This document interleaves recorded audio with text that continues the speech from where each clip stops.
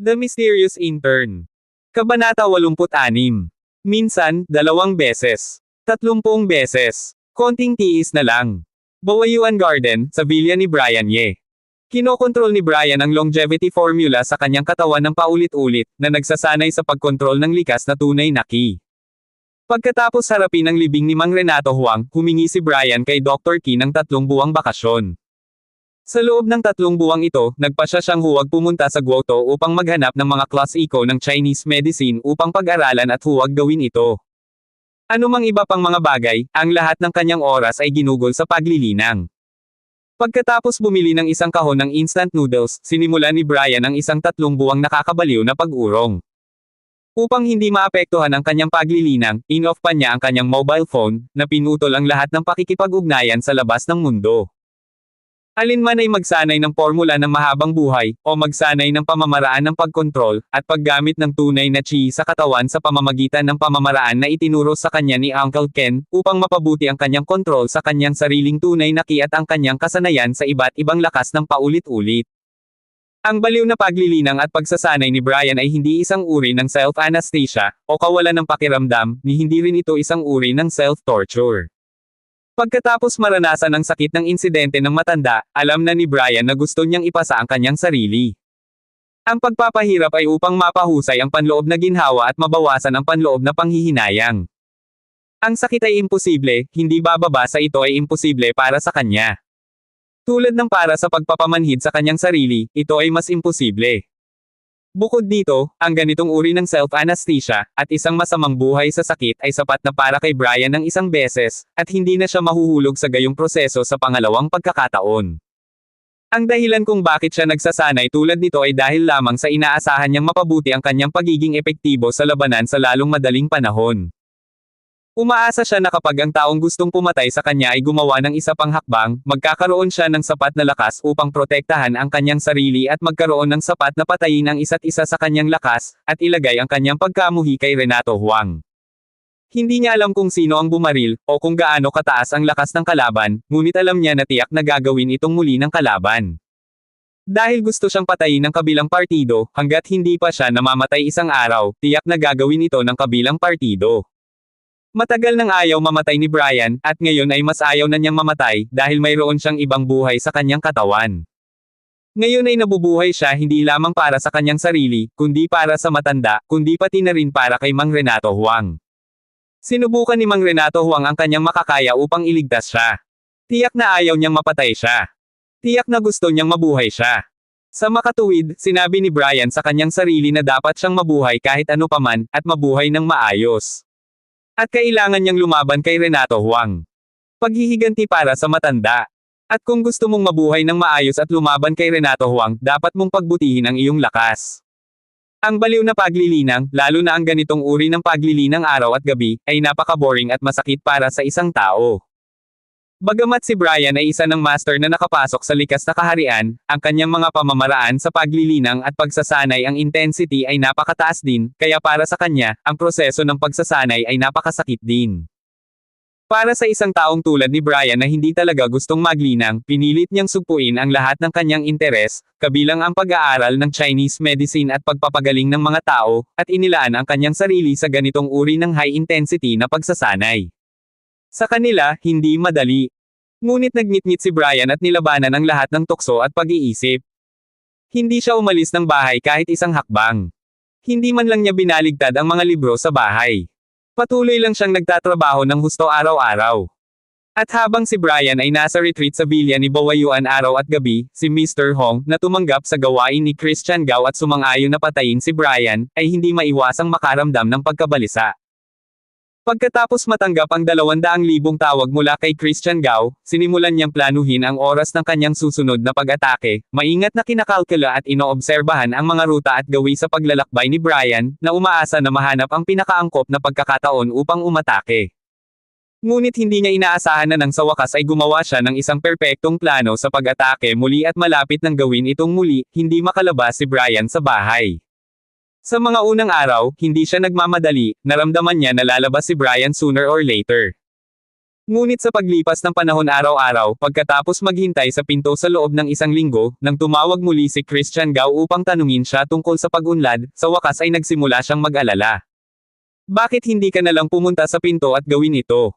Isang pag-iisip ang sumilay sa isip ni Mr. Hong. Ngunit ang ideyang ito ay agad niyang binuwag.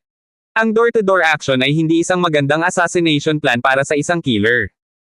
Ang dalawang pinakapangunahing elemento ng pagpatay ng isang killer ay ang timing, lokasyon, at ang kahalagahan ng timing. Ang pagpili ng lokasyon ay pantay na mahalaga.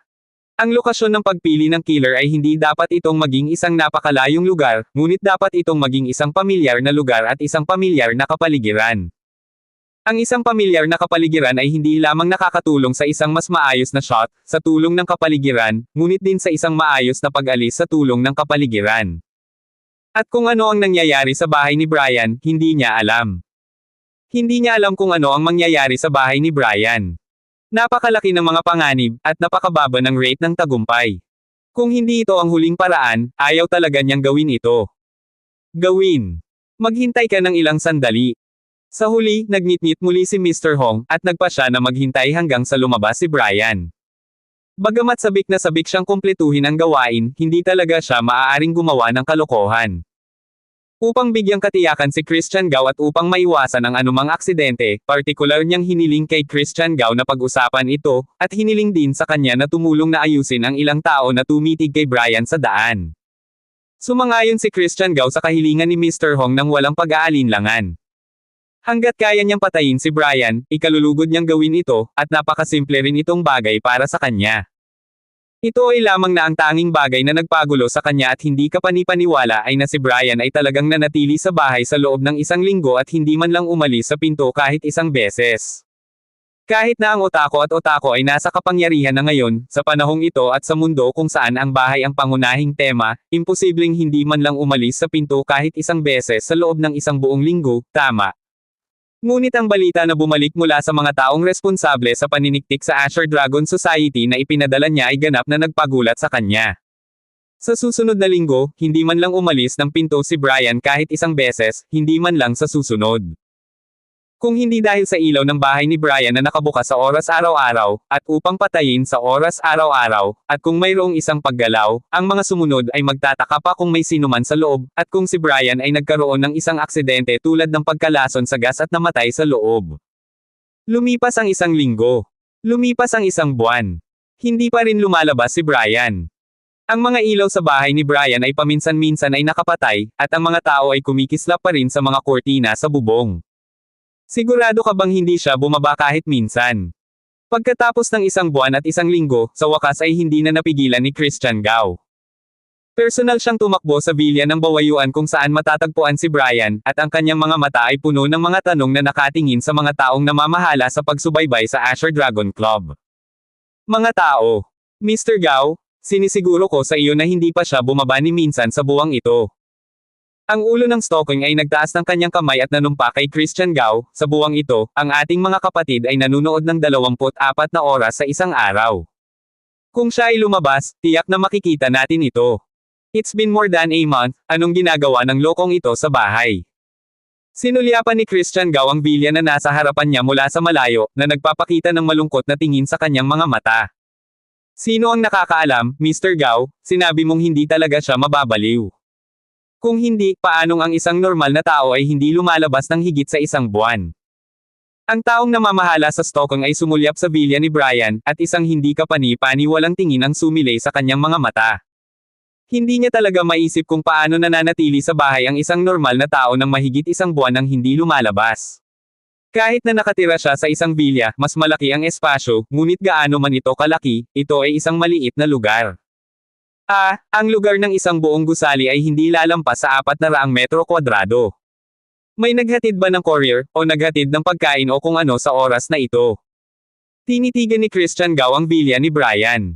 Hindi, kahit isang baswero ay hindi nakapasok. Umiling ang stalker. Ito ang pinaka-hindi kapanipaniwala, at kung ano ang ayaw niyang maunawaan. Ang kabilang partido ay nananatili sa bahay ng ganoon katagal. Ano ang gagamitin? Bantayan mo. Kung may galaw, sabihin mo lang sa akin, gusto kong makita kung hanggang kailan siya mananatili sa bahay. Bahagyang kumaybot ang bibig ni Christian Gao, at bahagyang nakakuyom ang kanyang mga kamay. Oo. Mabilis na tumugon si Ivan Shing nang may paggalang. Itong baliw, anong ginagawa niya sa bahay? Naghihintay na mamatay. Tumingin si Christian Gao sa villa ni Brian. Pagkaraan ng mahabang panahon, inabot niya at tinapik-tapik ang manibela. Hindi niya naintindihan kung ano ang ginagawa niya sa bahay ni Brian sa napakatagal na panahon, at kung ano ang ginagawa niya sa mahabang panahon. Paano ka nakaligtas?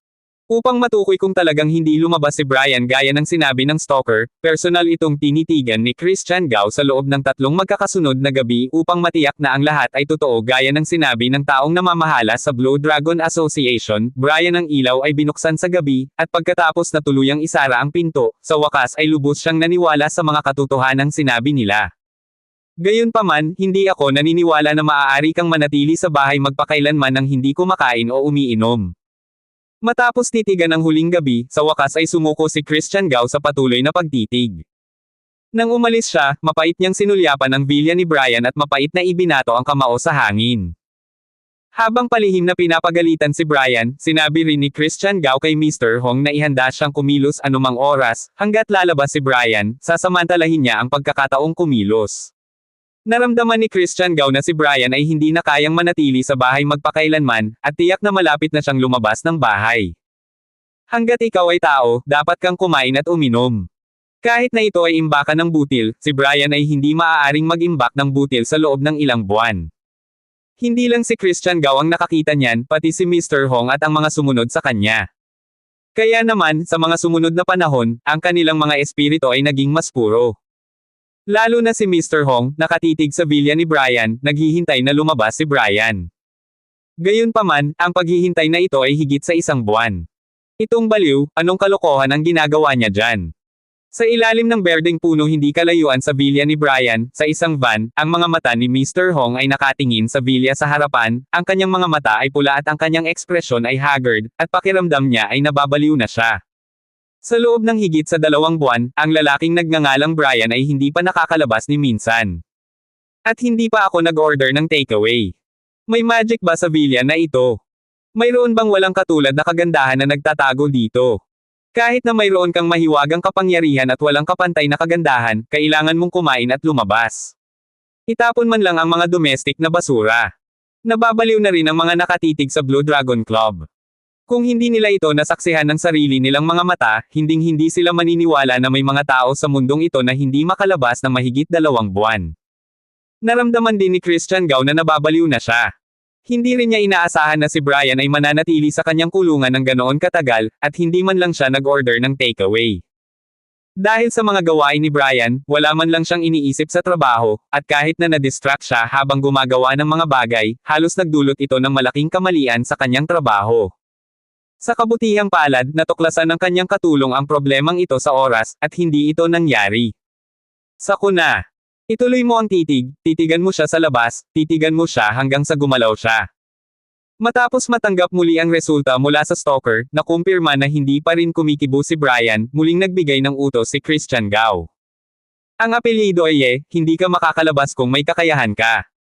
Matapos ibaba ang telepono, huminga ng malalim si Christian Gao, pinigilan ang pagkabalisa sa kanyang puso, at isang malamig na ekspresyon ang lumitaw sa kanyang mga mata. Hindi siya naniniwalang makakalabas pa si Brian. Napagtanto niya na mali ang kanyang kaisipan sa panahong ito, at ang impluwensya ni Brian ay masyadong malaki, at ito ay ganap na hindi kailangan. Laging gustong lumabas ni Brian, at hindi niya kailangang mag-alala. Ang apelyido ay tingnan ko kung hanggang kailan ka mananatili sa loob. Sa van, binawi rin ni Mr. Hong ang kanyang tingin na kanina pa nakatingin sa villa ni Brian, at dahan-daang ipinikit ang kanyang mga mata. Matapos maging galit na galit at irritable, huminahon siyang muli, nagpa siya na tumira, at dahan-daang gumugol ng oras kay Brian, sa halip na patuloy na maiinip. Anyway, may nakatitig sa kanya mula kay Christian Gao. Hanggat lumabas si Brian sa villa, malalaman ko siya. Sa halip na maghintay ng walang pasensya sa ganito, mas mabuting huminahon at muling magkarga ng iyong enerhiya. Naghihintay ng pagkakataong dumating at bigyan ng matinding suntok si Brian. Tulad ngayon, kahit na lumabas si Brian, dumating talaga ang pagkakataon. Maaaring hindi ginagarantiyahan ng katayuan ang pagkumpleto ng gawain. Anyway, may oras siya. What a big deal, maghihintay na lang siya ng isa pang 2 buwan. Hindi talaga siya naniwala na si Brian ay nakapagstay sa villa ng habang buhay, hindi na lumalabas, at hindi nag-order ng takeaways. Siyempre hindi talaga tumigil sa pagkain o pag-inom si Brian.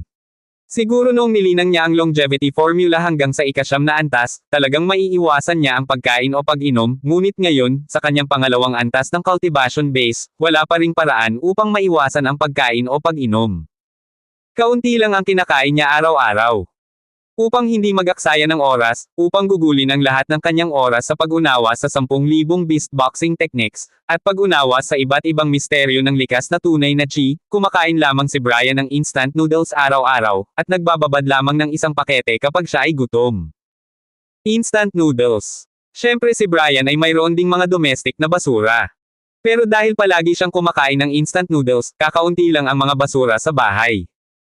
Ang isang tumpok ng instant noodles na mga plastic bag ay maaaring direktang ilagay sa isang kahon, at hindi siya nag-abala na itapon ito.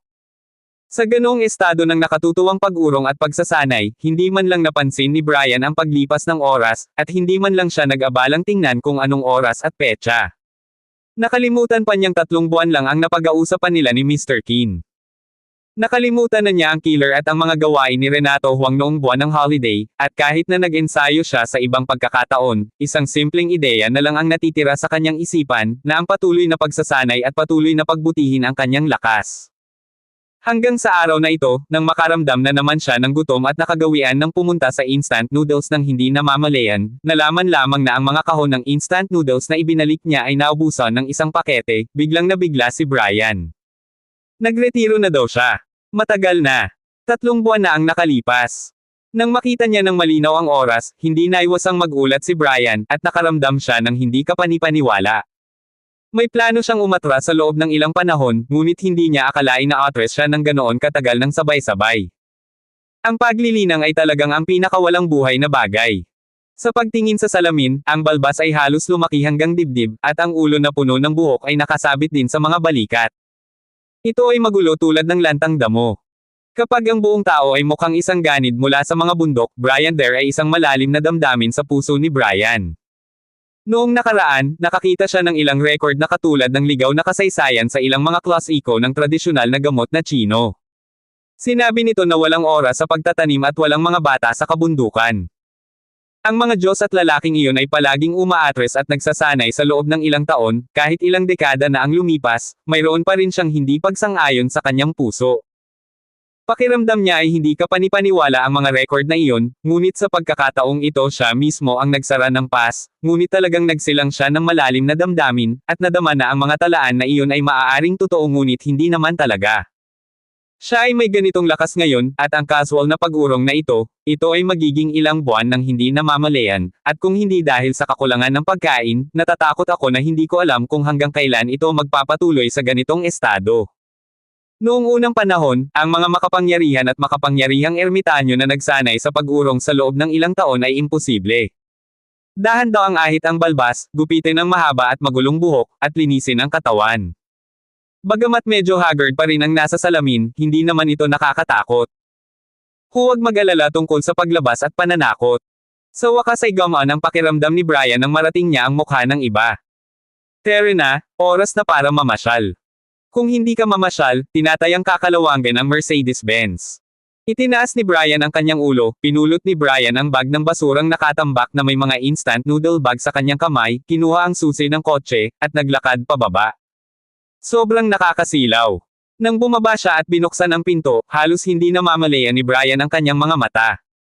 Tanghali na sa ganitong oras, at iyon ang pinakamalakas na oras ng araw.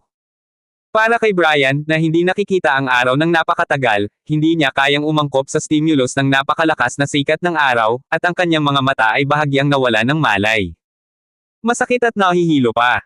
Ilang segundo lang ay dahan-daang ang nakikibagay si Brian sa sikat ng araw, muling iminulat ang kanyang mga mata, at itinapon ang basura sa basurahan sa pintuan. Matagal na rin akong hindi nakakalabas kaya kumain muna ako ng masarap. Matapos itapon ang basura, sumakay siya sa kotseng matagal nang nawala. Kapag nag-iisip kung saan pupunta, hindi sinasadyang naisip ni Brian ang nasa sulok sa itaas ng Duyuhao Supermarket kung saan inimbitahan siya ni Michelle Fang na maghapunan sa unang pagkakataon. Restaurant ng Sichuan. Hindi ko alam kung dahil ba sa sobrang tagal kong kumain ng instant noodles, o dahil sa gutom na ako ngayon, hindi napigil ang malunok ni Brian, na hindi naging matako sa pagkain, habang iniisip ang masasarap na pagkain. Slobber. Lumabas na siya. Habang minamaneho ni Brian ang Mercedes-Benz sa labas ng villa, isang stalker na nakatayo sa hindi kalayuan sa hardin na nakatingin sa galaw ni Brian sa wakas ay napansin ang paggalaw ng villa ni Brian. Tuwang-tuwang hinatak ang kasamang nakatulog sa tabi niya. Dahil hindi nila nakitang lumabas si Brian ng napakatagal, hindi nila alam kung kailan lumabas si Brian. Nawala na sila ng lakas na tinitigan nila sa simula. Bagamat nakatitig pa rin sila sa kanila, nakaka-relax na ang kanilang mga espiritu. Para hindi nila napansin nang lumabas si Brian para magtapon ng basura sa simula. Kung hindi dahil sa taong tumangalalang at nakita ito, baka hindi nila napansin kahit na nagmaneho si Brian palabas. Saan? Nag-refresh ang kasama, at mabilis na lumingon, tumingin sa villa ni Brian. Nang makita ng kanyang tingin ang Mercedes-Benz ni Brian na natatakpan ng makapal na patong ng alikabok pagkatapos ng ilang buwan, biglang naging excited ang mukha niya, siya labas na talaga. Bilisan mo, isumbong mo kay boss. Pagkatapos magsalita, nang hindi naghihintay ng anumang aksyon mula sa kasama sa tabi niya, diretso niyang kinuha ang telepono at direktang nagsimulang magulat na tuwang-tuwa. Matapos maghintay ng mahigit 3 buwan, malalaman na ng lalaking iyon. Sa sandaling ay dahil niya ang tawag, naramdaman lamang ng stalker ang kanyang panloob na pananibik, na halos hindi masabi. What? Come out. Okay. Good. Great. Patuloy kayong nakatitig sa kanyang mga galaw, at tingnan kung nasaan siya kamakailan. Anong mga galaw ang naroon? Kalmado naman si Christian Gao na bahagyang nakapikit sa opisina. Sa sandaling marinig niya ang mga salita mula sa mikropono, halos tumalbog siya sa upuan na parang bukal.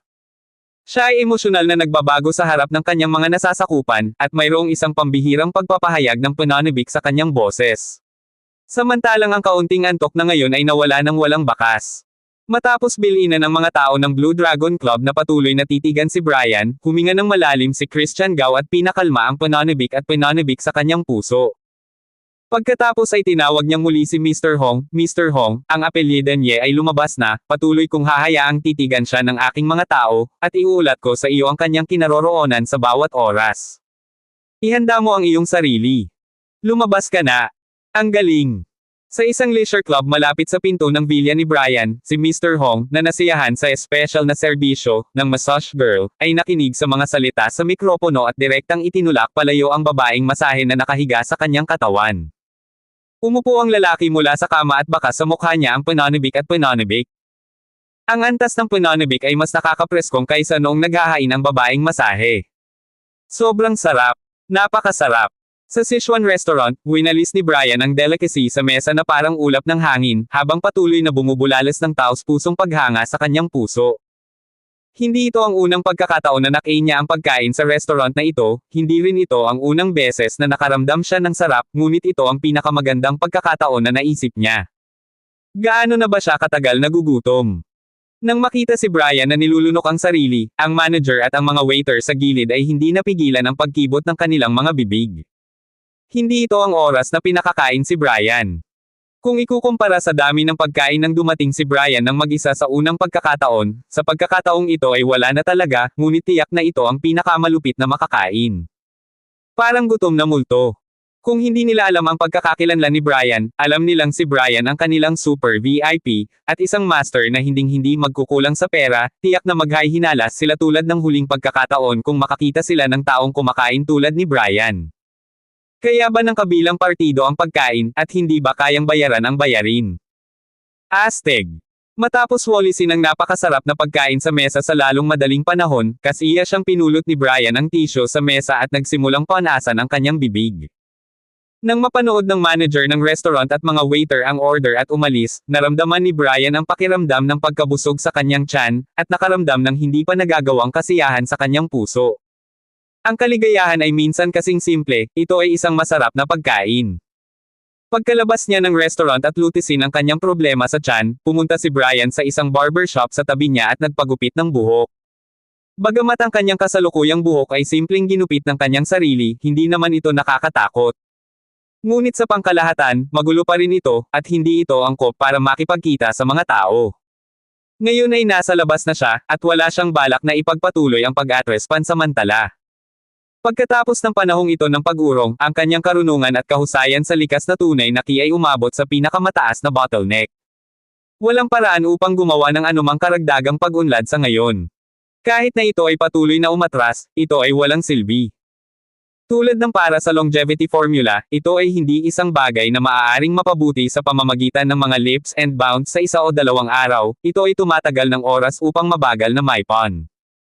Kaya, sa susunod ay handa na siyang ipagpatuloy ang kanyang pag-aaral ng Chinese medicine, para ipagpatuloy ang kanyang plano at ipagpatuloy ang kanyang normal na buhay.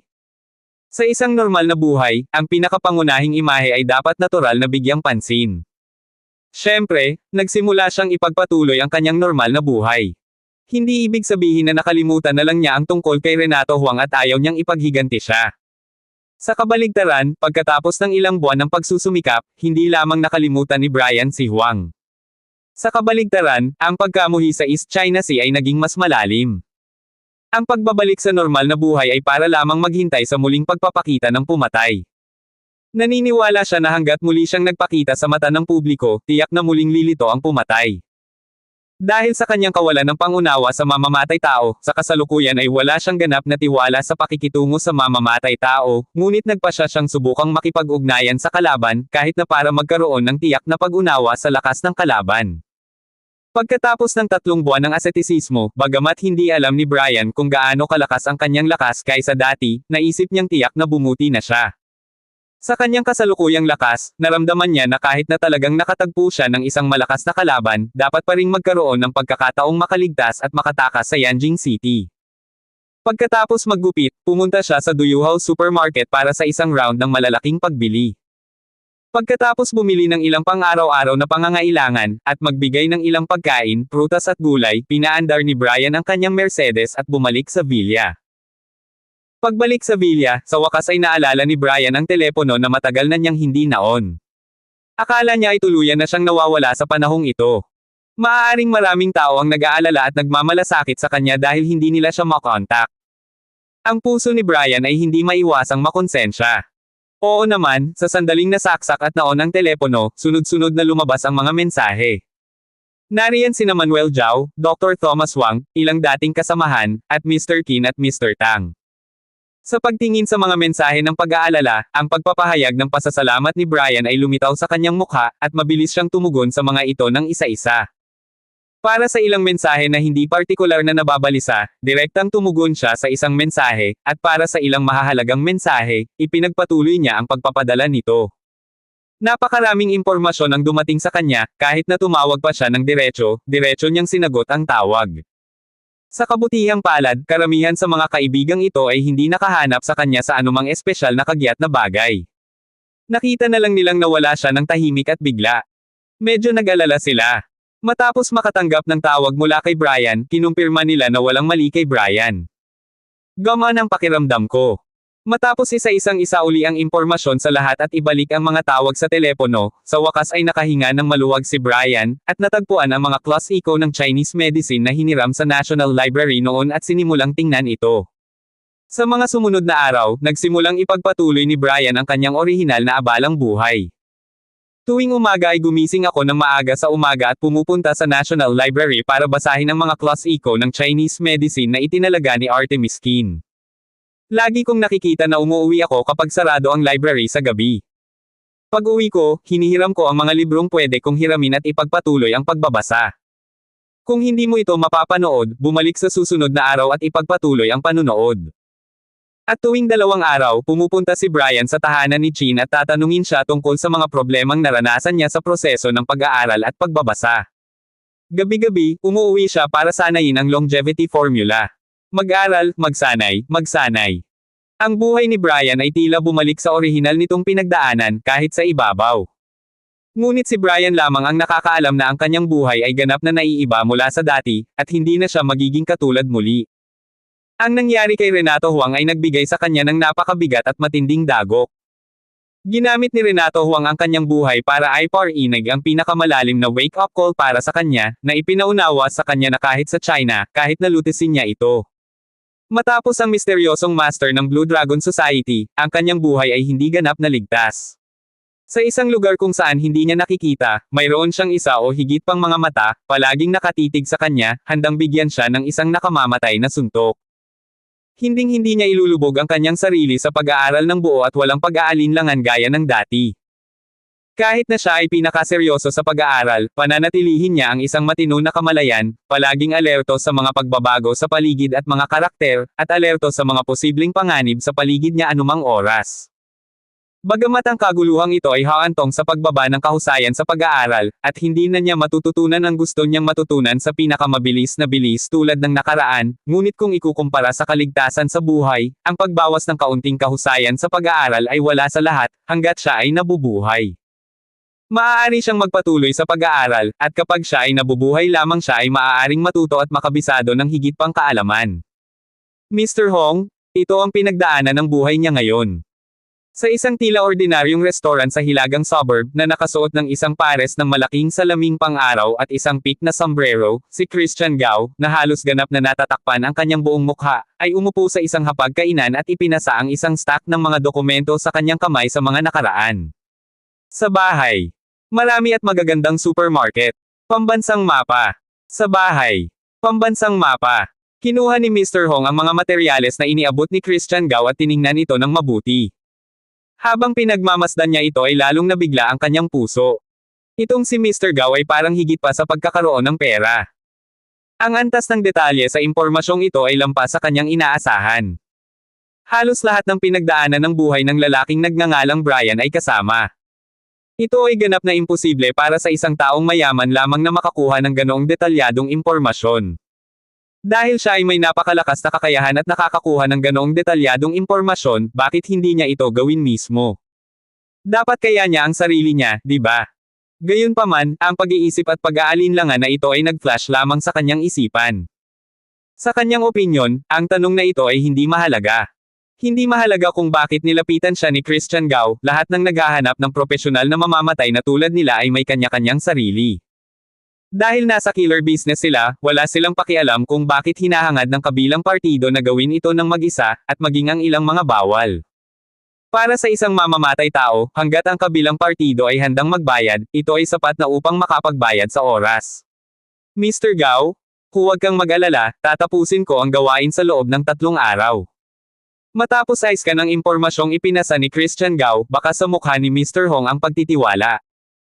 Wala siyang ideya noong una, at nagpaplanong obserbahan si Brian saglit, ngunit sa impormasyong ito mula kay Christian Gao, naramdaman niya na maaari niyang simulan kaagad ang isang plano ng aksyon, at lubos siyang kumpiyansa. Okay, then I will wait for the good news from Mr. Hong. Tumango si Christian Gao at tumayo. Aalis si Mr. Gao nang walang kagat. Medyo nagulat at nagtapat si Mr. Hong nang makita niyang aalis na si Christian Gao. Hindi na kailangan. Sinulyapan ng tingin ni Christian Gao ang mad-ulash na desktop sa kanyang harapan, at pagkatapos ay sa isang langaw na lumipad sa kanyang harapan. Naramdaman na lamang niya ang pagkirot sa kanyang tiyan, baka sa kanyang mga mata ang pagkasuklam, at tumalikod siya at umalis. Kung hindi lang si Mr. Hong ang piniling magkita sa ganoong lugar, hinding-hindi siya makakabisita sa ganoong lugar. Gusto mo bang kumain siya ng ganitong restaurant dito? Baka patayin din siya nito. Hay, ipokrito lang itong mga mayayaman. Hindi nila alam na ang sarap sa ganoong kaliit na restaurant ay hinding-hindi matitikman sa mga high-end na restaurant na iyon. Sa pagtingin sa figura ni Christian Gao na mabilis na lumalayo, umiling si Mr. Hong, isang mahinang nakakatuwang ngiti ang lumitaw sa gilid ng kanyang bibig. Bagamat nakasuot ng salaming pang-araw si Christian Gao, ngayon lang sumilay ang pagkasuklam sa mga mata ni Christian Gao. At ang nakakunot noong at nakakadiri na aksyon, paano kaya siya may tatago bilang isang mamamatay tao? Pambansang mapa, tahanan. Bansa, misteryosong patio. Saan pipiliin at kung paano ito gagawin ay mas angkop? Ang tingin ni Mr. Hong ay hindi na natili sa katawan ni Christian Gao ng napakatagal. Hindi nagtagal, bumalik ang kanyang tingin sa impormasyong dinala ni Christian Gao, at mas lumalim ang kanyang tingin. Sa isang kisap mata, mahigit 10 araw na ang lumipas mula noong customs clearance. Si Brian ay nakapag-aral sa pambansang mapa ng mag-isa, at siya ay halos tapos na. Pagkatapos ay papasok siya sa Huaxia University of Traditional Chinese Medicine upang mag-aral ng ayon sa kaayusan ni Artemis Kin. Sa nakalipas na 10 araw, hinihintay ni Brian na lumitaw ang taga-baril, at kahit na sadyang lumitaw sa mga pampublikong lugar kung saan siya nagpakita noon ng may mataas na profile. Halimbawa, bumalik siya sa Beijao 3rd Hospital para sa isang operasyon. Hindi na muling nagpakita ang gunman. Hindi lamang hindi nagpakita ang gunman, ngunit kahit kay titing na kaguluhan ay hindi na muling nagpakita. After such a long time, hindi pa rin sumipot yung gunman na nagtangkang pumatay sa kanya last time, hindi ba siya magpapakita? Hindi pa ba handang gawin ulit iyon ng lalaking gustong pumatay sa kanya? Matapos basahin ang aklat mula sa pambansang mapa noong araw na iyon, tumingin si Brian sa mga ilaw sa kalye at seryosong dinama ang kapaligiran. Matapos makumpirma na wala ngang abnormalidad, baka sa mukha niya ang pagsisisi. Noong una ay naisip niya na sa mga araw na ito, maaaring muling lumitaw ang Mama Meryl. Kung ganoon, kahit may chance man siyang manalo sa kalaban, at least masubukan niya ang lakas ng kalaban at i-explore ang mga detalye ng kalaban. Hindi niya inaasahan na hindi gumagalaw ang kalaban. Pero kung hindi sumipot ang kabilang partido, wala siyang magagawa. Sa napakaraming tao, hindi niya alam kung ano ang hitsura ng kalaban o kung anong mga katangian ang mayroon siya, at imposibleng aktibong mahanap ang kalaban. Ang tanging magagawa na lang niya ngayon ay ang maghintay sa muling pagpapakita ng kalaban. Umuwi ka na. Pagkatapos mamasyal sa kalye, kumain ng merienda, at siguraduhing walang mangyayari ngayong gabi, bumalik si Brian sa parking lot, pinaalis ang kanyang Mercedes, at dahan-daang nagmaneho patungo sa hilagang suburb. Bawayuan Villa sa hilagang suburb, ang una at ikalawang yugto ay masigla gaya ng dati. Hindi lamang ang malakas na square dance music sa plaza sa gitna ng komunidad ay nagpapatuloy, ngunit ang mga berdeng kalsada sa komunidad ay puno rin ng paglalakad. Karamihan ng tao. Bagamat medyo malayo ang lokasyon ng Bawayuan, dahil mas maaga itong binuo at naibenta sa mas mababang presyo, ito ay palaging pamagat ng isang sibilyan na komunidad sa hilagang suburb, at ang occupancy rate ay palaging napakataas. Gayunpaman, ang ikatlong yugto, na wala pang 30 metro ang layo mula sa ikalawang yugto, ay ganap na naiiba sa kasiglahan ng unang yugto at ikalawang yugto. Ang ikatlong yugto ng pamayanan ay puno ng katahimikan, at ang mga kalsada ng pamayanan ay halos hindi nakikita anong klaseng mga pedestrian, iilan lamang ang mga taong naglalakad ng bahagya. Hindi lamang kakaunti ang mga sasakyan, ngunit kakaunti din ang mga sasakyan. Ito ay hindi lamang dahil ang ikatlong yugto ay isang lugar ng bilya, ang density ng populasyon mismo ay medyo maliit, ngunit dahil din sa pagpoposisyon ng mga bilya ng Bawayuan ay napakahiya, ang mga ordinaryong tao ay hindi kayang bayaran ang mga bilya dito, ngunit talagang kayang bayaran ito. Marami sa mga mayayamang tao ang hindi masyadong gusto ang komunidad na ito, at mas handang lumipat sa komunidad ng Chunsho na may mas magandang lokasyon at mas mataas na posisyon, kabilang ang ilang taong bumili dito dati. Marami sa kanila ang lumipat at ang mga bilya ay nabakant. Pinaandar ni Brian ang sasakyan sa mga lansangan sa pagitan ng ikalawa at ikatlong yugto, pumasok sa gate ng ikatlong yugto, at dahan-daang nagmaneho patungo sa bilya, naramdaman ang katahimikan ng komunidad, at biglang nakaramdam ng kapayapaan sa kanyang puso. Matapos manirahan dito sa loob ng halos isang taon, hindi niya na malayang naramdaman niya ang isang tunay na tahanan sa lugar na ito. Sa pag-uwi niya araw-araw, hindi niya maiwasang magpahinga at mapayapa. Pinaandar niya ang kotse sa open space sa harap ng bilya, bumaba ng kotse, sinarado ni Brian ang pinto, at pagkatapos ay pumunta sa harapan para buksan ito. Gayunpaman, sa sandaling bubuksan na ni Brian ang pinto, isang matinding pagbabantay ang bumungad sa kanyang mga mata, at lahat ng balahibo sa kanyang katawan ay isa-isang itinayo, isang uri ng sukdulan na parang tinatitigan ng ilang mabangis na hayop. Ang mapanganib na pakiramdam ay lumakas, halos walang pag-aalinlangan, ang anyo ni Brian ay biglang naging isang itim na kidlat, at siya ay sumugod. Bang! Sa sandaling tumilapon ang figure ni Brian, isang malutong na tunog ang umalangaw-ngaw. Isang bala, na parang gintong meteor, ang bumaril sa posisyon kung saan nakatayo si Brian, at tumama sa stainless steel na pinto ng kanyang vilya. At dumiretso sa stainless steel na pinto. Bullet! Gunner! Bumagsak sa lupa, nakinig si Brian sa malutong na tunog na nagmumula sa likuran, at agad na napagtanto kung ano ang nangyari. Biglang nanliit ang kanyang mga pupil, at sa sandaling ito, muling tumayo ang kanyang mga balahibo. Muling bumangon ang isang pakiramdam ng matinding panganib. Nang walang kaunting pag-aalinlangan, ang mga kamay ni Brian ay humampas patungo sa matibay na lupa sa kanyang harapan, at ang kanyang figure ay tumalbog pabalik sa isang hindi kapani-paniwalang anggulo sa napakabilis na bilis. Bang! Nagkaroon ng isa pang pagsabog ng sparks, at isang bala ang direktang tumama sa lupa kung saan nakahiga si Brian. Kaliwa. Nang makita ang bala na bumagsak gamit ang kanyang sariling mga mata at nakita ang kakayahang lakas ng bala ng kanyang sariling mga mata, ang mga pupil ni Brian ay muling lumiit, at sa direksyon kung saan nahulog ang bala, mayroong isang paghahambing sa direksyon ng bumaril. Matapos ang isang tumpak na paghatol, ang kanyang mga paa ay bumagsak sa lupa, at ang kanyang buong figure, tulad ng isang matulin na cheetah, ay bumagsak sa direksyon ng bala. Nahulog na naman. Paano kaya yon? Sa sandaling tumalbog ang figure ni Brian mula sa lupa, hindi napigilan ng mga pupil ni Mr. Hong na lumiit sa van na hindi kalayuan sa villa ni Brian, at may ekspresyon ng hindi paniniwala sa kanyang mga mata. May takot mula sa puso. Ang pagpili na kunan ng pinto ng bahay ni Brian ay isang desisyon na ginawa niya pagkatapos ng maingat na pagsasaalang-alang. Una, dahil sinusubaybayan niya ang mga galaw ni Brian dito kanina, pamilyar na pamilyar siya sa lugar na ito.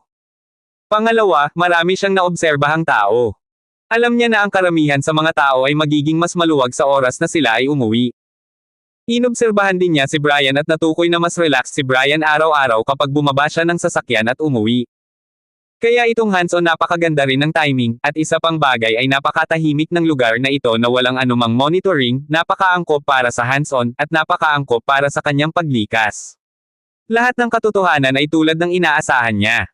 Nang umuwi si Brian, ang kanyang isip ay tila talagang nakaka-relax, at hindi man lang niya napansin na siya ay nakatago sa gilid. Gayunpaman, kapag siya ay kawili-wiling nagulat na kinuha ang baril sa kanyang kamay at naghanda upang barilin. Nang makumplito niya ang gawain, hindi niya inaasahan na naging alerto si Brian. Sa totoo lang ay tila napagtanto niya ng maaga na siya ay babarilan at ihagis ito ng maaga. Lumabas at takasan ang kanyang suntok. Kung naiwasan lang niya ang unang putok, hindi siya magugulat, ngunit talagang umiwas si Brian ng maaga nang pumutok ang kanyang pangalawang putok. Sa ganoong kalayuan, talagang iniwasan niya ang kanyang dalawang putok ng magkasunod. Naramdaman na lang ni Mr. Hong na nanlamig ang kanyang mga kamay at paa. Sa sandaling ito, biglang napagtanto ng kanyang titig na ang figure ni Brian ay mabilis na tumalon patungo sa kanya. At sa bilis na lampas sa normal na tao, sa bilis na hindi niya maisip noon. Tumakas. Dapat tumakas. Nagsimulang pagpawisan ang mga palad at likod ni Mr. Hong. Napagtanto niya na sa pagkakataong ito ay tumapak siya sa bakal na plato para sa gawaing ito, naramdaman niya ang matinding panganib na hindi pa niya naramdaman mula noong siya ay naging isang mamamatay tao. Mabilis na nag-react ang isip niya.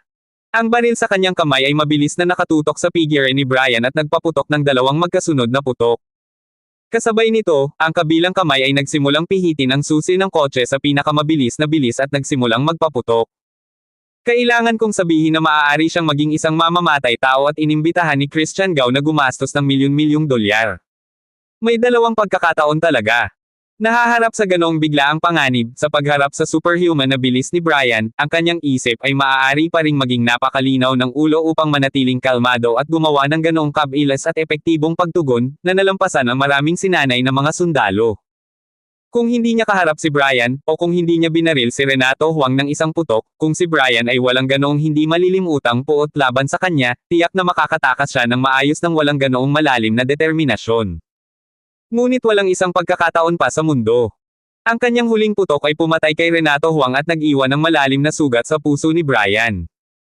Ang puot sa puso ni Brian ay pangalawa lamang sa mga pumatay sa matanda. Ang determinasyon ni Brian na kamuhian ng mga poster ni Mr. Huang ay malayo sa kanyang imahinasyon. Bagamat ang kanyang dalawang bala ay nakaapekto sa bilis ni Brian, at ang isa sa kanila ay nagsipilyo sa figure ni Brian at pinaramdam pa kay Brian ang kakilakilabot na pakiramdam ng mga bala na dumadaan sa balat, ngunit si Brian Ye ay nagngangalit ang kanyang mga ngipin at nagmamadaling tinungo ang van na kanyang sinasakyan. Boom boom! Nang makita ang figure ni Brian na palapit ng palapit, muling lumabas ang pawis sa noo ni Mr. Hong, at ang baril sa kanyang kamay ay nagpaputok muli ng ilang magkakasunod na putok, na nagpatigil muli kay Brian.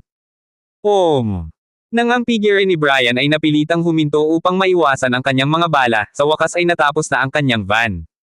Sa pag-usad ng kamay niya ay naapakan niya ang accelerator ng matindi sa paa niya. Sinamahan ng makapal na itim na usok, ang van ay tila isang off-string arrow, na tumatakbo patungo sa harapan ng villa. Tawag. Pagkaandar ng van, sa wakas ay nakahinga ng maluwag si Mr. Hong sa sasakyan. Tinanong ko sa wakas ang kakilakilabot na lalaki. Inaalala ang nakakatakot na bilis ng pag-iwas ni Brian ng mga bala at ang nakakatakot na kakayahan sa pagtalon na tumalon palabas ng kanyang bilya, hindi napigilan ng mga mata ni Mr. Hong ang pagkislap ng takot.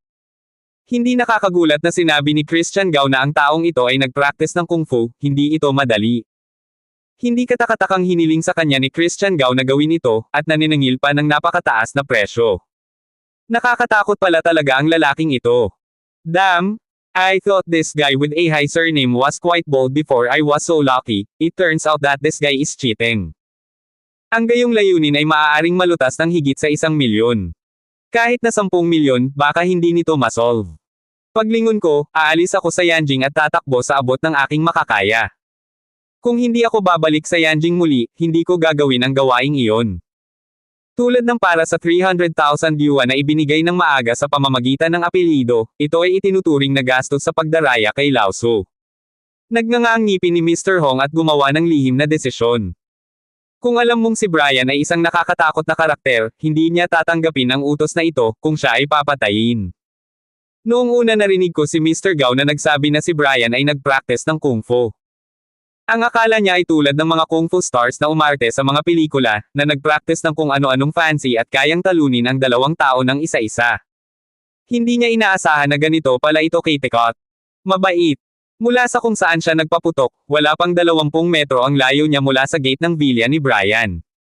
Sa ganoong kalayuan, naiwasan ng kalaban ang kanyang dalawang sunod-sunod na putok. Anong klaseng bilis ito? Ano ito? Nang maisip ni Mr. Hong na naalis na niya si Brian, sa wakas ay nakahinga siya ng maluwag, lihim na sinumpa si Christian Gao sa kanyang puso, at lihim na nagpa siya sa kanyang puso na tuwirang punitin ang kanyang pangako, hindi na ipagpatuloy ang gawaing ito, at planong layuan sina Yanjing at Brian mula ngayon. Sa oras na iyon, ang kanyang mga mata ay biglang nakakita ng isang hindi kapani-paniwalang eksena sa rearview mirror, at ang kanyang mukha ay biglang namutla. Sa rearview mirror, ang figure ni Brian ay talagang hinahabol ang kanyang van sa napakabilis na bilis. Baliw. Nakakabaliw. Sa pagtingin sa figure ni Brian sa rearview mirror at sa superhuman speed ni Brian, biglang namutla ang mukha ni Mr. Hong, at muling lumitaw ang takot sa kanyang mga mata. Ngayon lang, naisip niya na ang kanyang pagsusuri kay Brian ay sapat na, at ang kanyang pagtatansya sa lakas ni Brian ay sapat na malakas, ngunit sa sandaling ito, nalaman niyang mali siya. Ang lakas ni Brian ay mas malakas pa sa inaakala niya. Kahit na ang kanyang van ay hindi isang magandang kotse, ito ay isang kotse pagkatapos ng lahat. Ang kasalukuyang bilis, kahit na hindi masyadong mabilis, ay halos 45. Ngunit si Brian ay palaging nasa likod at sumusunod ng malapit, hindi kailanman humila ng distansya. Nangangahulugan ito na ang bilis ni Brian ay lumampas sa 40 milya. Ito ay tumatakbo. Paanong ang bilis ng isang tao ay napakabilis? Iniisip lamang ang posibleng bilis ni Brian, si Mr. Hong ay nakaramdam ng lamig sa kanyang mga kamay at paa. Gusto kong makita kung gaano kabilis at katagal ka tumakbo. Bagamat ang bilis na ipinakita ni Brian ay nagpasindek sa puso ni Mr. Hong sa sukdulan, naging inspirasyon din nito ang matinding pagnanais ni Mr. Hong na tumakas. Sinimulan niyang kontrolin ang van at muling binilisan. Alam niya kung hindi niya gagawin ngayon kung maaari niyang iwan si Brian at maabutin ni Brian, sa lakas na ipinakita ni Brian, siya ay ganap na patay o buhay. Sa komunidad, ang pagmamaneho sa 45 milya ay lubhang mapanganib. Ang kalsada sa komunidad ay hindi isang napakaluwang na kalsada, at bagamat kakaunti ang mga tao at sasakyan sa komunidad, hindi ito nangangahulugan na hindi. Hindi na madaling bumilis muli ngayon, dagdag lang ng kaunti, halos lumiko si Mr. Hong at hindi niya alam ng malinaw, at direktang tumama sa berdeng sinturon sa gilid. Dapat kang magmaneho palabas ng komunidad sa lalong madaling panahon, kahit man lang sa pangunahing kalsada ng komunidad. Kapag nandoon, maaari mong bilasan ng may kumpiyansa. Sa oras na iyon, gaano man kabila si Brian, talagang imposibleng makahabol. Habang pinagpapawisan at maingat na kinokontrol ang sasakyan, ginagawa ito ng mabilis hanggat maaari, patuloy na sinasabi ni Mr. Hong sa kanyang sarili sa kanyang puso. Tama nga ang ideya ni Mr. Hong. Sa sandaling ito, pinasabog na ni Brian ang kanyang bilis sa sukdulan. Bawat hakbang niya, talagang ginamit niya ang totoong enerhiya ng longevity formula sa sukdulan, gamit ito ng buo sa kanyang mga paa, na nagpapatibay sa kanyang mga paa at lupa. Sa pamamagitan lamang ng kanyang pagkalastiko maaari niyang maabot ang bilis na ito, hanggat ang kanyang bilis ay maaaring magdagdag ng kaunti pa, kahit na gusto ni Brian na maabutin siya, ito ay imposible. Hindi mo na kailangan pang bilasan. Hanggat patuloy mong pinapanatili ang bilis na ito, hindi makakahabol si Brian ng masyadong mahaba. Si Brian na tumatakbo sa ganitong bilis sa sandaling ito ay katumbas ng longevity formula na Zinke sa nasusunog na katawan, at ang bilis ng pagkonsumo ay napakaganda. Natural na naiintindihan ito ni Brian. Napatingin siya sa van na mabilis na nagmamaneho sa main road, at baka sa mga mata niya ang pag-aalala. Alam niya na kung talagang hahayaan niyang mawala ang kabilang partido, napakahirap para sa kanya na hanapin muli ang kabilang partido at ilagay ang kanyang galit para kay Mr. Huang, at baka wala na siyang pagkakataong muli. Tungkol naman sa plaka ng van. Hindi man lang naisip ni Brian na makita ang Mama Meryl sa plaka.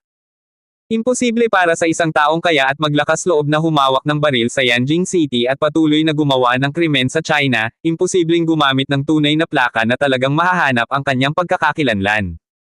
Kaya naman kahit hirap na hirap ang paghabol ay nagngangalit pa rin siya at tinitigan ang van na nasa harapan niya. Ang pangunahing daan sa unahan. Maaari kang pumasok sa pangunahing kalsada sa isang pagliko lamang. Pagkatapos ay maaari mong alisin ang taong iyon. Sa pagtingin sa pangunahing kalsada ng komunidad na papalapit ng papalapit, ang mga mata ni Mr. Hong ay lalong nasa sabik, at ang kanyang isip ay nagsimulang muling makapagpahinga. Siguradong sigurado ang puso niya, basta papasok siya sa main road, siguradong kaya niya. Sa pagtatapon ni Brian, halos nalaman din niya ang limitasyon ng bilis ni Brian sa seksyong hinahabol ni Brian ngayon. Bagamat si Brian ay sobrang abnormal, ang bilis na kaya niyang tumakbo ay wala pang 45 kilometro. Kapag bumibilis siya ng kaunti, ang distansya ni Brian ay hihilahin niya kaagad. At ngayon, ang distansya sa pagitan ni Brian at ng kanyang van ay halos 50 metro. Ito ay isang medyo ligtas na distansya. Kahit na bumagal siya nang lumiko siya sa isang kanto, hindi maabutin ni Brian. I-on ang turn signal, itapak ang preno, i-on ang direksyon. Napakabilis ng takbo ng sasakyan. Bago ang pag-iisip ni Mr. Hong, nakarating na sa intersection ang sasakyan. Pamilyar si Mr. Hong sa turning operations, at naging mas relaxed ang kanyang isip. Ano ito? Gayunpaman, tulad ng ganap na binitawan ni Mr. Hong ang kanyang isip at naramdaman na si Brian Ye ay patuloy na itinatapon. Habang ganap niyang kinokontrol ang pagliko ng sasakyan, muling lumiit ang mga pilikmata ni Mr. Hong.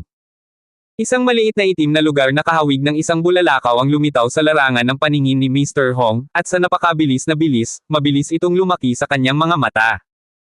Hindi maganda. Nang makita ang mabilis na paparating na itim na lugar sa kanyang paningin, ang puso ni Mr. Hong ay nakaramdam ng lubhang mapanganib. Halos hindi niya namamalayan na hinampas ang manibela, sinusubukang iwasan ang maliit na itim na lugar na iyon. Dang! Subalit, kasabay ng paghampas niya sa manibela, sa larangan ng pangitain na nasa harapan niya, biglang may sumulpot na malaking truck na dahan-daang papalapit, na may nakalimbag na marka ng basura sa katawan. Sa malaking truck, nakita ng driver ng truck na bigla siyang sumugod palabas sa gilid, at parang baliw. Lumiko muna siya sa kanan, pagkatapos ay biglang umalis na kinakabahan, patungo sa van na kanyang nasagasaan, lumiit ang kanyang mga pupil, at ang kanyang mga paa ay bum-igat.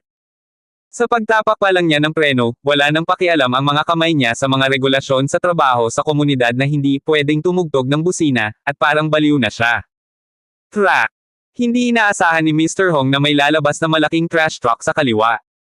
Gusto lang niyang lumiko sa kanan, at kailangan niyang isaalang-alang ang galaw ni Brian, at ang kanyang isip ay sobrang kinakabahan din. Walang oras upang makita ang sitwasyon sa kaliwa. Nang makitang palapit ng palapit ang truck, halos biglang lumiit ang mga talukap ni Mr. Hong sa sukdulan, at ang takot sa kanyang puso ay umabot sa sukdulan. Kahit na ang van na ito ay hindi isang scrap na kotse, ito ay isang ordinaryong van. Kung siya ay bumangga sa truck ng basura, siya ay ganap na patay. Sa kanyang kasalukuyang bilis, siya ay ganap na nakamamatay. Sa kritikal na sandali, ang kanyang utak at subconscious ay gumawa ng isang likas na reaksyon sa pinakamabilis na bilis. Muling pumalpak ang manibela, at kasabay nito ay ang pagkalampag niya sa accelerator. Boom! Kasabay ng dagandong ng makina, pahilig na sumugod ang van palabas ng pangunahing kalsada ng komunidad sa napakabilis na bilis, bumangga sa berdeng sinturon sa kabilang bahagi ng pangunahing kalsada, at pagkatapos ay gumawa ng isang marahas na lap, walang gumagalaw at tumigil doon. Hindi ko problema. Napatingin ng driver na nagmamaneho ng truck sa van na nakaparada doon matapos bumangga sa greenbelt, biglang namutla ang mukha.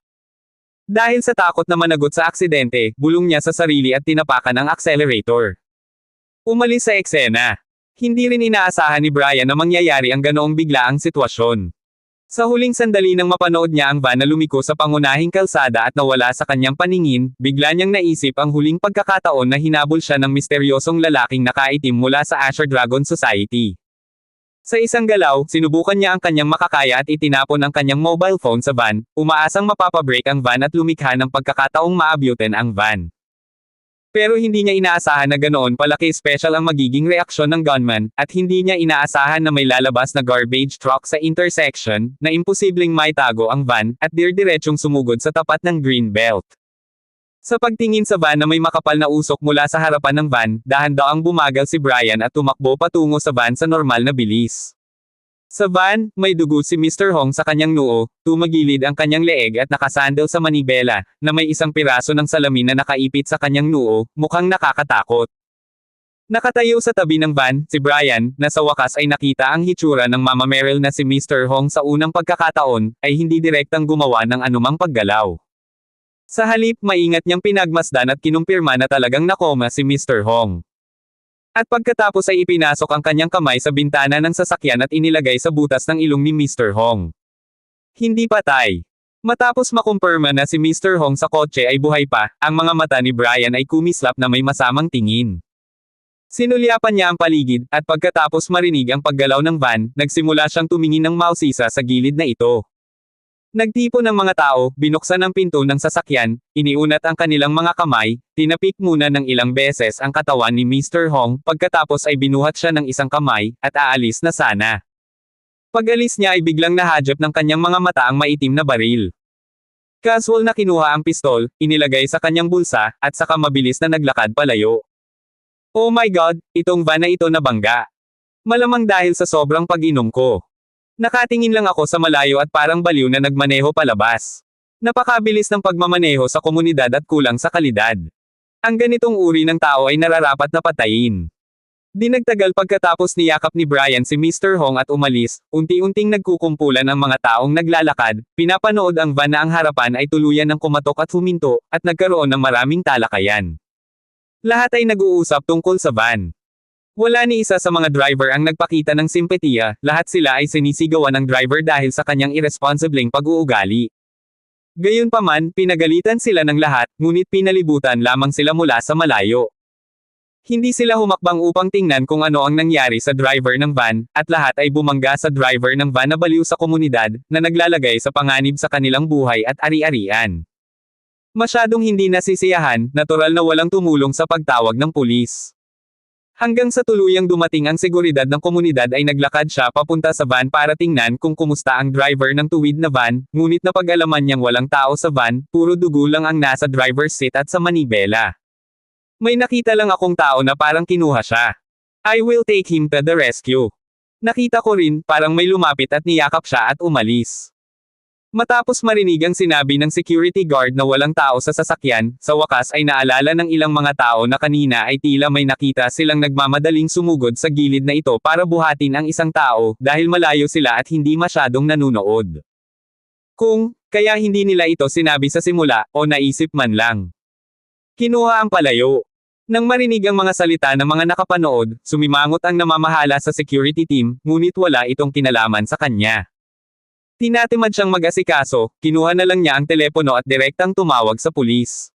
Dahil ang buhay ay isang bagay ng buhay, ang mga pulis ay ipinadala ng napakabilis. Pagkaraan ng ilang sandali, dumaan ang ilang sasakyan ng pulis sa ikatlong bahagi ng Bawayuan Villa. Pagdating sa pinangyarihan ng aksidente, agad na sinimulan ng pulisya na suriin ang numero ng plaka ng van, sinubukang alamin ang kaukulang impormasyon ng pagkakakilanlan ng may-ari sa pamamagitan ng numero ng plaka, ngunit nalaman na ang van ay isang lisensyadong kotse, at ang plaka nito ay hindi sarili. Ang plaka, at pagkatapos suriin ang numero ng makina at iba pang nauugnay na tiyak na impormasyon, nakumpirma na ang van ay isang sasakyan na iniulat na ninakaw 3 buwan na ang nakakaraan. Ito ay biglang naging misteryo tungkol sa pagkakakilanlan ng may-ari ng van. Dahil sa hindi mahanap ang mga tao sa pamamagitan ng plaka, ang mga pulis ay maaari lamang umasa sa mga nakamasid sa pinangyarihan, ngunit sa kasamaang palad, pabayaan ang driver ng van, hindi nila nakita kung ano ang hitsura ng mabait na tao na dumating upang sunduin ang driver ng van mamaya. Sa kanilang palagay, tiyak na nakita ng nag-alis sa driver ng van ang driver ng van na tumama ng husto, kaya sumugod ito upang iligtas. Hindi lang ito nakikita ng mga manunood, nakikita rin ito ng mga pulis. Hindi mahanap ang pagkakakilanlan ng driver ng van, at ang lalaki ay kinuha ng isang mabait na tao para iligtas. Biglang naputol ang koneksyon. Sa huli, kaladkarin lamang ng mga pulis ang van at hintayin ang taong mabait na magkusa sa kanya. Magkakaroon ba ng follow-up na kaugnay na balita mula sa pulisya o naghihintay sa ospital? Talaga, ang ganitong uri ng tao ay naigil iligtas sa kanya, at ang taong iyon ay napakabait. Di ba? Wala man lang akong ganitong klaseng katangian, at mas mabuti pang mamatay kung hindi mo sineseryoso ang buhay ng iba. Ang buhay ay isang salot. Kung hindi ko lang siya nailigtas, hindi ko siya papatayin. Siya ay itinuturing na mabait. Habang hinihila ng mga pulis ang van, unti-unting nawala ang excitement. Nang maghiwa-hiwalay sila, 2 at 3 pa rin ang pinag-uusapan ng mga residente sa komunidad tungkol sa mabait na lalaki na masigasig na gumawa ng inisyatiba upang iligtas ang driver ng van. Ang pag-uugali ay labis na hindi nasisiyahan. Hindi inaasahan ni Brian na ang kanyang pagkilos na mabilis na kinuha ang Mama Meryl bago dumating ang mga nakamasid, para lamang maiwasan ang mga hindi kailangang gulo, ay naging isang masigasig na pagkilos ng pagliligtas ng mga tao sa mata ng iba at ng pulisya. Siya na nag-alis sa gunman ay naging sobrang masigasig at mabait na tao, na nagdulot ng kawalang kasiyahan at sama ng loob sa maraming residente sa komunidad. Hindi niya ginamo ang gunman, pati na ang gunman ay dalhin sa ospital na may magandang intensyon. Inilayo niya ang gunman dahil gusto niyang tanungin ang messenger behind the scenes mula sa kabilang panig. Sa sandaling makita niya ang hitsura ng gunman, sigurado siyang ang gunman ay utos ng iba. Hindi niya kilala ang Mama Meryl, lalo pa ang anumang sama ng loob, walang dahilan para ang Mama Meryl na magsagawa ng malaking panganib ng paulit-ulit na pumatay. Para sa kanya, ang tanging posibilidad ay magturo ang iba. Nang tumawag ng pulis ang security guard, binuhat na ni Brian ang gunman pabalik sa rooftop ng kanyang tahanan, handa nang magsimulang magtanong sa kanya ng impormasyong gusto niya. Abangan ang susunod pang mga kabanata ng The Mysterious Intern.